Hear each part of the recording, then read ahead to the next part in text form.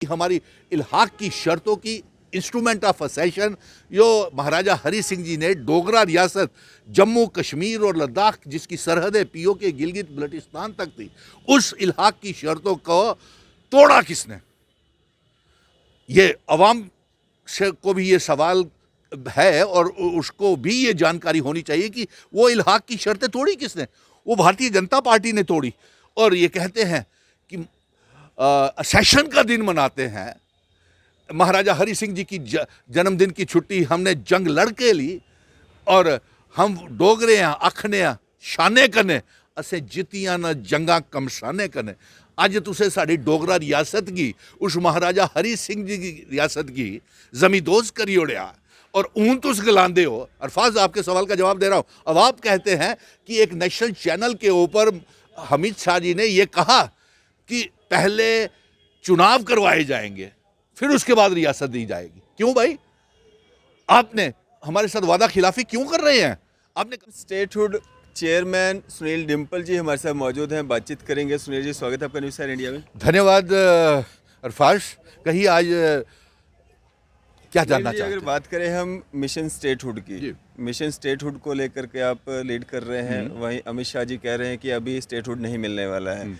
कितने कामयाब हुए हैं आप इस मिशन स्टेटहुड को लीड करने में? जी, आपका प्रश्न जो आपने किया है अरफाज, इसका मैं इस संदर्भ में लूँगा कि 5 अगस्त 2019 को हमने जम्मू कश्मीर डोगरा रियासत को जब तोड़ा गया था, हमारे हिंदू मुस्लिम सिख ईसाई गुज्जर बकरवाल चिनाव वैली पीर पंजाल की रियासत को जब जमींदोज किया गया था, उसी दिन हमने ये जंग का ऐलान किया था कि हम अपनी महाराजा हरी सिंह जी की डोगरा रियासत को वापस लाएंगे। नंबर 2, हमने ये मांग की थी कि जो हमसे हमारा स्पेशल स्टेटस 370-35 से जो रियासत का दर्जा स्टेट सब्जेक्ट हमसे छीना गया है और जो इल्हाक की शर्तें, जिन शर्तों के ऊपर डोगरा रियासत का इल्हाक भारत के साथ हुआ था जम्मू कश्मीर का, उन शर्तों को जब जमींदोज किया गया तो हमने ये ऐलान किया था कि हम रियासत का दर्जा और ये सब वापस लाएंगे जो अनकॉन्स्टिट्यूशनल फैसले 5 अगस्त 2019 के साथ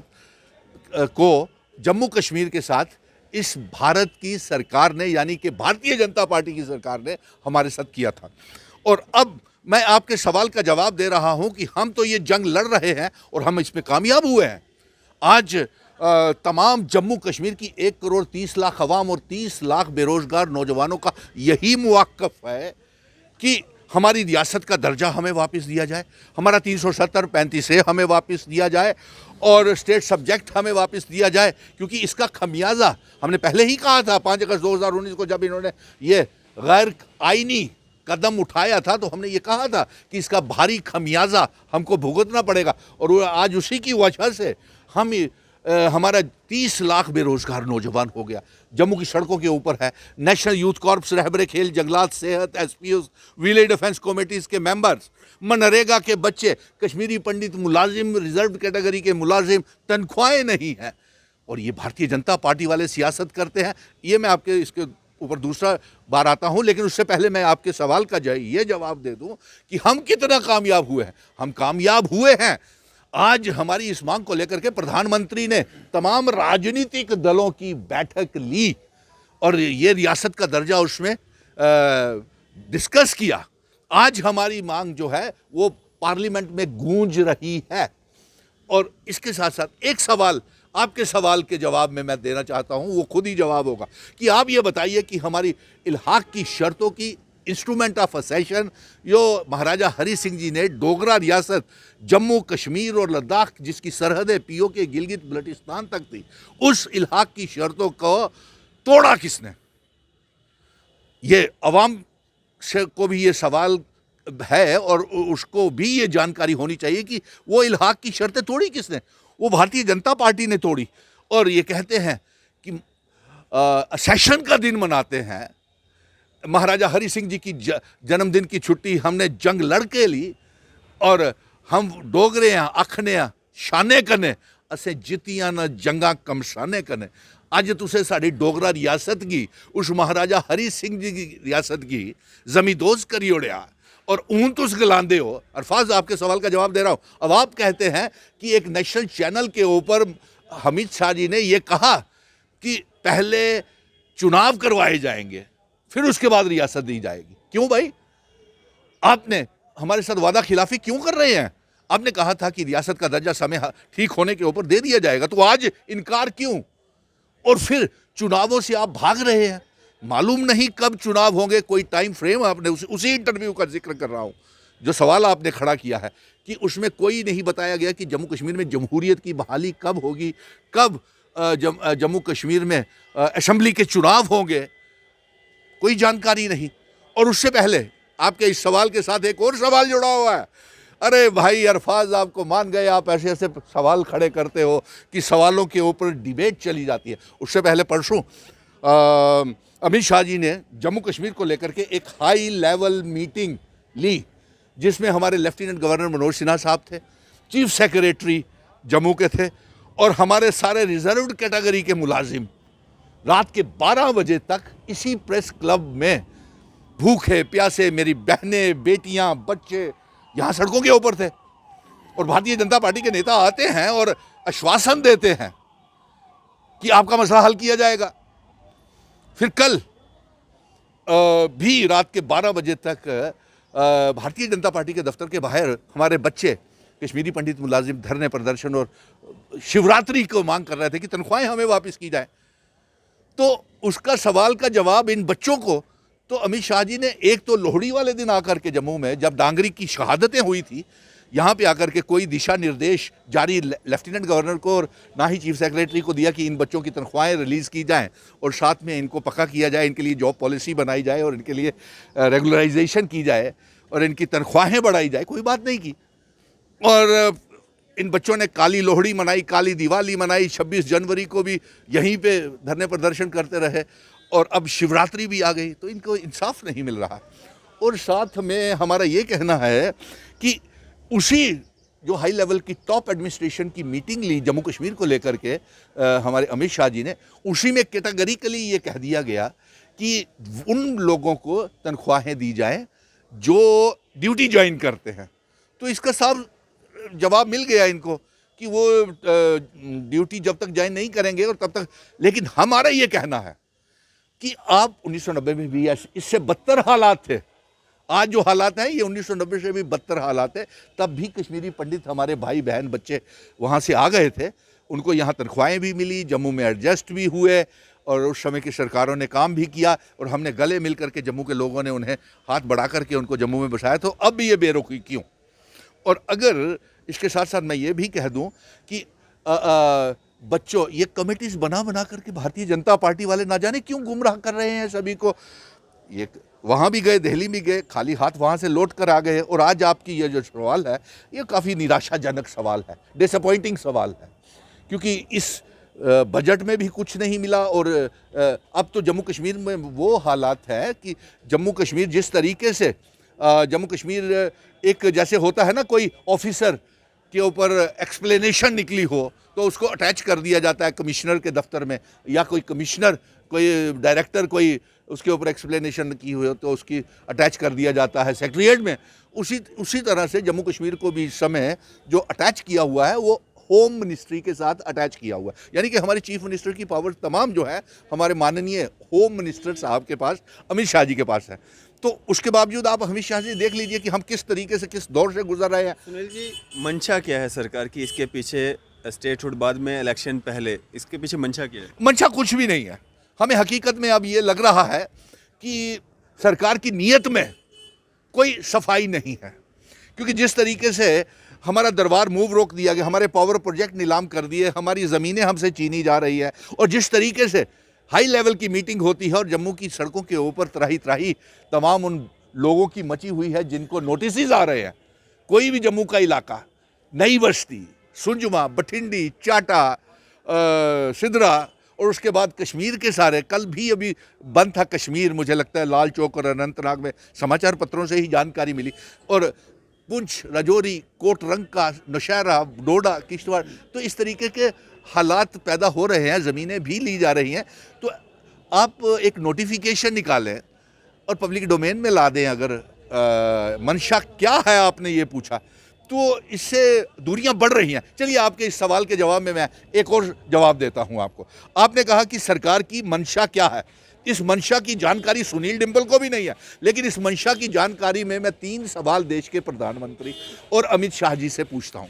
पहले आप ये बताएं कि प्रधानमंत्री मोदी जी, आपने कहा था कि आप जम्मू कश्मीर के लोगों से कश्मीर के और दिल्ली के बीच में दिलों की दूरियां कम करेंगे। तो आप हमें ये बता दें, गृह मंत्री और होम मिनिस्टर और प्रधानमंत्री साहब, कि आपने जम्मू कश्मीर और दिल्ली के बीच में दिलों की दूरियां कितनी कम हुई हैं। आपके पहले सवाल का जवाब दे रहा हूं कि मंशा क्या है। दूसरा सवाल मैं ये पूछता हूं कि आप ये बताएं कि आपने कहा था जम्मू कश्मीर के लोगों के साथ आप दोस्ती का हाथ बढ़ाएंगे, तो आप बताइए कि आपने कितना दोस्ती का हाथ बढ़ाया। ये भी सवाल जो मैं पूछ रहा हूं, ये आपके सवाल को जवाब उनसे चाहिए। मंशा हम नहीं बता सकते, मंशा उनको बतानी। और तीसरा हमारा सवाल यह है कि आपने कहा था सबका साथ, सबका प्रयास और सबका विश्वास। आज आप बताइए कि आपने कितना सबका साथ, जो हमारे बेरोजगार नौजवानों हैं, जो हमारे टारगेट किलिंग के शिकार हैं, या हमारे रिजर्व कैटेगरी और कश्मीरी पंडित मुलाजिम हैं, या रहबरे खेल, जंगलात, सेहत, नेशनल यूथ कॉर्प्स, मनरेगा के बच्चे, उनकी तनख्वाहें, उनकी नौकरियां, उनकी जॉब पॉलिसी कितनी की, शिवरात्रि के ऊपर कितनी तनख्वाहें दी। तो ये आप बताएं कि सबका साथ और सबका विश्वास आपने कितना जीता है। अब तो ये कहते हैं कि आपका सवाल का जवाब कि इनकी मंशा क्या है, तो मंशा के बारे में मैं ये कहूँगा कि पहले ये कहते थे कि ये डबल इंजन की सरकार है, और अब कहते हैं ये ग्रोथ इंजन की सरकार है। तो मंशा तो हमें ज़मीन के ऊपर कुछ नज़र नहीं आ रही है। आपके हिसाब से क्या होना चाहिए? हाँ, आपने बड़ा अच्छा सवाल किया। हमारी मुश्किलें, मुसीबतें बढ़ रही हैं। कश्मीरी नेताओं ने ये कहा, शायद उन्होंने सही कहा, अपनी जगह कहा होगा, क्योंकि मुझे पत्रकार मित्र मुझसे पूछ रहे थे कि कश्मीरी नेताओं ने ये कहा कि ये मुस्लिम मेजॉरिटी स्टेट है। हम इनकार नहीं करते हैं साहब, मुस्लिम मेजॉरिटी स्टेट है। हम हिंदू, मुस्लिम, सिख, ईसाई, गुज्जर, बकरवाल, चिनाब वैली, पीर पंजाल के लोगों को हमारे बुजुर्गों ने ये सिखाया है कि भाईचारे के साथ रहना है। चाहे वो कश्मीर हो, चाहे जम्मू हो, चाहे लद्दाख हो, हमारा भाई वहाँ पे हमसे अलग कर दिया गया। वो हमारे जंतर मंतर पे धरने प्रदर्शन दे रहे हैं। वो हमें कॉल कर रहे थे मिशन स्टेटहुड को कि आप भी हमारे समर्थन में आ जाइए, हो सकता है हम दिल्ली भी जाएं। नंबर 2, आपने क्या सवाल किया, दोबारा रिपीट करेंगे? आपके हिसाब से क्या होना चाहिए जब सब गलत हो रहा है? हाँ, तो उसके साथ साथ मैं ये कहूँगा कि उन्होंने कहा कि ये मुस्लिम मेजॉरिटी स्टेट है। हम मानते हैं ये मुस्लिम मेजॉरिटी स्टेट है, लेकिन हमारे बुजुर्गों ने, चाहे वो हिंदू, मुस्लिम, सिख, ईसाई, गुज्जर, बकरवाल, चिनाब वैली, पीर पंजाल और पहाड़ी लोग हों, उन्होंने कभी अपने में भेदभाव नहीं समझा और हम भाईचारे के साथ आज तक रह रहे हैं। लेकिन आज पोलराइजेशन क्यों हो रही है, कौन कर रहा है, क्यों करवा रहा है, इसका सवाल सरकार को देना है और जिन्होंने 70 साल तक हुकूमत किया उनको भी देना है। और साथ में हमारा ये कहना है कि अगर ये मुस्लिम मेजॉरिटी है, तो जो हिंदुत्व का एजेंडा लेकर के ये सरकार चल रही है, ये हमें, जब हिंदुओं को जो ठेकेदार बने हुए, ये हमें माइनॉरिटी का स्टेटस क्यों नहीं देते? अगर ये इतने हम दर्द हैं, क्योंकि मिशन स्टेटहुड तो भाईचारे में आपस में कोई फर्क नहीं, हिंदू, मुस्लिम, सिख, ईसाई, गुज्जर, बकरवाल, चिनाब वैली, पहाड़ी, सभी की ये रियासत है। हम तो इसमें कोई फ़र्क महसूस नहीं करते। लेकिन जो खुद को हिंदुओं के ठेकेदार कहते हैं, अगर वो मुस्लिम भाइयों के नेता अगर ये कहते हैं कि मुस्लिम मेजॉरिटी है, तो आप भी हिंदू माइनॉरिटी होने के साथ हिंदू को माइनॉरिटी का स्टेटस दीजिए, दिलवाएं। वो तो आप करते नहीं है। बेरोजगारी चरम सीमा के ऊपर। मांग अंकुर शर्मा कर रहे हैं, वही मांग आप भी कर रहे हैं? नहीं, हम अलग जम्मू राज्य नहीं चाहते हैं। हम कोई अलग जम्मू राज्य नहीं चाहते हैं। ये सारे सीधा सीधा पैगाम उन तमाम जम्मू के नेताओं को और कश्मीर के नेताओं को है कि आगे ही हमारी रियासत को तोड़ करके हमारी आइडेंटिटी, कल्चर, डेमोग्राफी, इतिहास, महाराजा हरि सिंह जी की रियासत, उनकी इल्हाक की शर्तों को बुलडोज़र चला दिया गया है। बेरोजगारी का बुलडोज़र, भाईचारे के ऊपर बुलडोज़र, आपसी प्यार मोहब्बत के ऊपर बुलडोज़र चला दिया है। हम जम्मू को अलग और कश्मीर को और बंटवारा नहीं चाहेंगे। अरे साहब, रियासत तो पहले ले लो, जम्मू कश्मीर में जमहूरियत तो बहाल करवा लो, उसमें आप कामयाब नहीं हुए और ऐसे ऐसे बेतुके बातें खड़ी करते हैं। हम और महाराजा हरि सिंह जी की और अपनी डोगरा रियासत का और बंटवारा नहीं होने देंगे। अलबत्ता हम जम्मू कश्मीर और लद्दाख को फिर से इकट्ठा करेंगे और पीओके गिलगित बल्टिस्तान जो जम्मू कश्मीर का हिस्सा है उसे नए जम्मू कश्मीर और भारत का हिस्सा बनाएंगे और इल्हाक की शर्तों वाली रियासत वापस लेंगे। जिन शर्तों को, इल्हाक की शर्तों को तोड़ा किसने? भारतीय जनता पार्टी ने। इल्हाक की शर्तों की छुट्टी तो की हुई है, सेशन डे हम मनाते हैं, लेकिन उसी सेशन डे की बेकदरी किसने की? बेकदरी की भारतीय जनता पार्टी ने। बेकदरी की महाराजा हरि सिंह जी जो हमें जिन शर्तों के ऊपर हमारी ज़मीनें, हमारी नौकरियों की हिफाजत करके रख के गए थे, किसने बेकदरी की? भारतीय जनता पार्टी ने 5 अगस्त 2019 को।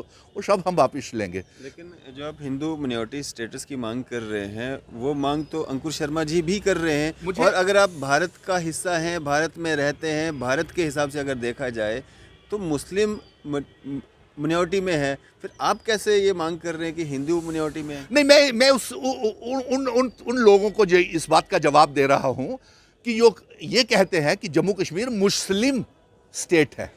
मैं उस संदर्भ में इस बात का जवाब उनको दे रहा हूं। और जो पोलराइजेशन, मजहब की राजनीति करते हैं, मैं उनके आगे ये सवाल खड़ा कर रहा हूं कि अगर आप हिंदुता की बात करते हैं तो आप माइनॉरिटी क्यों नहीं देते जम्मू कश्मीर में उनको? और दूसरा, हमने साफ कह दिया है कि हम बंटवारे की राजनीति नहीं चाहते। हम भारत को एक अखंड, मजबूत और ताकतवर भारत चाहते हैं, जिसको लेकर के हमारे शहीदों ने, महात्मा गांधी, नेताजी सुभाष चंद्र बोस, भगत सिंह, राजगुरु, सुखदेव और ना जाने कितने मुस्लिम लोगों ने भी शहादतें दी थी। जब वो जंग लड़ी जा रही थी आज़ादी की, तो वो ये बताएं कि जम्मू कश्मीर में इतिहास में इन लोगों का क्या योगदान है जिन्होंने 5 अगस्त 2019 को हमारी रियासत को तोड़ दिया। जम्मू कश्मीर में इनके इतिहास में क्या योगदान है और भारत की आज़ादी में इनका क्या योगदान है जिन्होंने 5 अगस्त 2019 को हमारी रियासत को तोड़ दिया।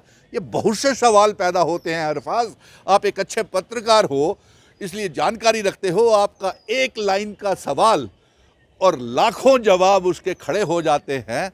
ये आपको मैं सलाम करता हूँ। चलें, शुक्रिया हमारे साथ बातचीत करने के लिए। धन्यवाद, धन्यवाद। तो ये थे हमारे साथ मिशन स्टेटहुड के चेयरमैन सुनील डिम्पल जी। आपकी इस पे क्या राय है? आप भी अपनी राय जो है ज़रूर साझा कीजिएगा। इसी तरह की मज़ीद अपडेट्स के लिए आप देखते रहें न्यूज़ 7 इंडिया। मैं अरफाज मडांग, कैमरामैन शाहनवाज के साथ।